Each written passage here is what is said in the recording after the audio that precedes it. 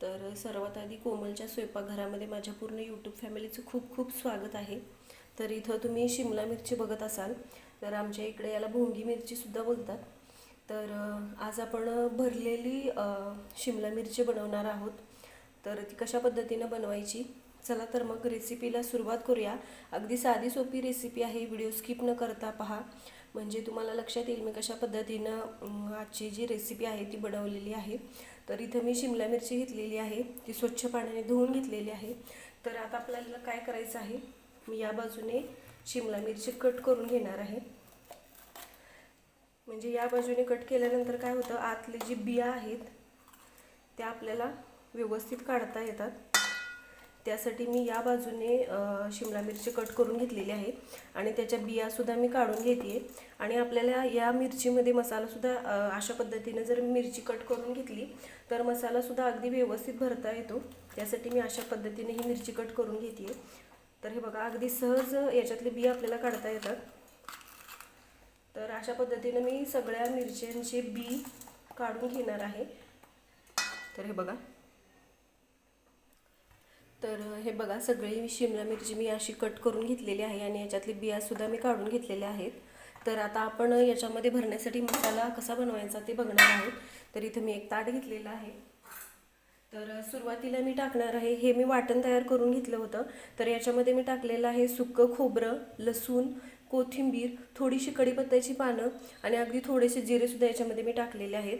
तर या वाटणामध्ये कढीपत्त्याची पानं टाकली की वाटणाला सुद्धा छान अशी टेस्ट येते।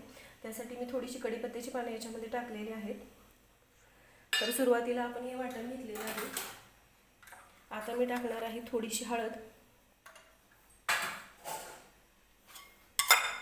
तर भाजून घेतलेलं शेंगदाण्याचं कूट मी तयार करून ठेवलं होतं, तर ते कूट मी याच्यामध्ये घेणार आहे। तर आपण भरलेली शिमला मिरची बनवतोय त्यामुळे कूट थोडंसं जास्त घ्यावं लागणार आहे आपल्याला। चवीनुसार मीठ टाकून घ्यायचं।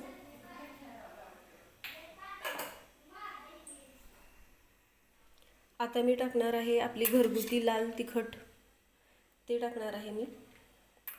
तर तिखट जे आहे ते त्याचं प्रमाण तुम्ही तुमच्या आवडीनुसार कमी जास्त करू शकता। आणि आता मी या मसाल्यामध्ये टाकणार आहे 1 चमचा बेसन पीठ। तर याच्यामुळं मसाला जो आहे तो खूप छान बनतो।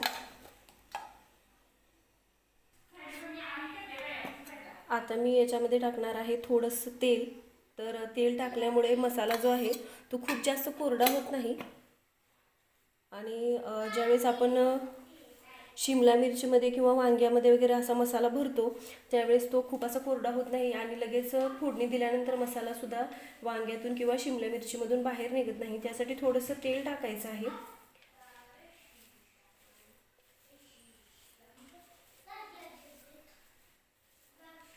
व्यवस्थित हाताने हा मसाला मी मिक्स करून घेते, तुम्ही बघू शकता। तर शेंगदाण्याचं कूट थोडंसं मोठंच ठेवायचं।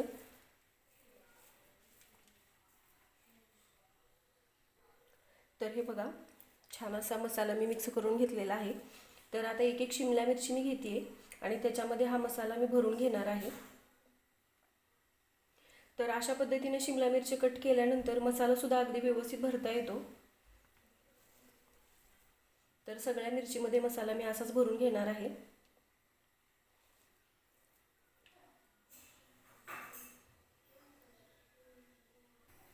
तर हे बघा, सगळ्या मिरचीमध्ये मी छान असा मसाला भरून घेतलेला आहे व्यवस्थित असा, हे बघा। तर आता आपण याला फोडणी देणार आहोत। त्यासाठी मी इथं कढई गरम करायला ठेवली। तर मी कढई गरम करण्यासाठी ठेवलेली आहे। सुरुवातीला कढई व्यवस्थित गरम करून घ्यायची आहे। आता मी कढईमध्ये टाकणार आहे तेल। तर तेल टाकताना थोडंसं असं पसरून टाकते।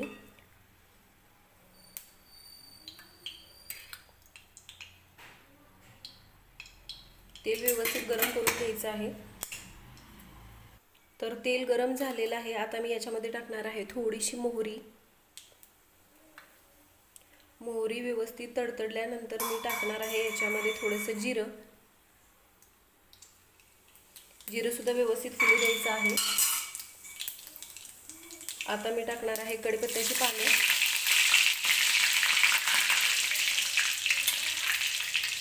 आणि आपल्याला आता टाकून घ्यायची आहे शिमला मिरची, जी आपण मसाला भरून घेतला आहे त्या मिरचीमध्ये. तर एक एक मी मिरची टाकते. तर मी मिरची कढईमध्ये टाकून घेतलेली आहे. तर ती अलगद अशी आपल्याला हलवून घ्यायची आहे.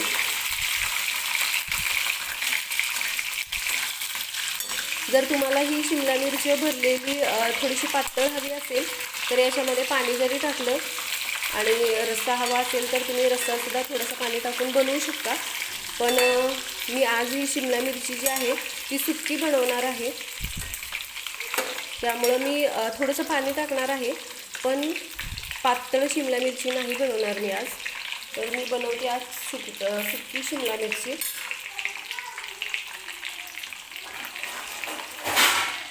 तर मिरची मी हलवून घेतलेली आहे. आता मी याच्यावरती एक प्लेट झाकणार आहे आणि 2-3 मिनिटे ही शिमला मिरची मी वाफेवरती सुरुवातीला शिजवून घेणार आहे.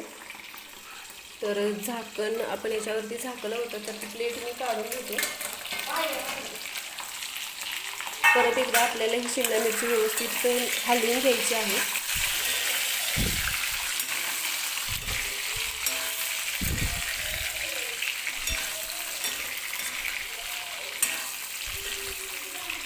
तर या मिरचीला मसाला वगैरे करपू नये यासाठी मी अगदी थोडंसं पाणी याच्यामध्ये टाकणार आहे, म्हणजे मसालासुद्धा करपणार नाही आणि आपली शिमला मिरची जी आहे ती व्यवस्थित शिजेल सुद्धा.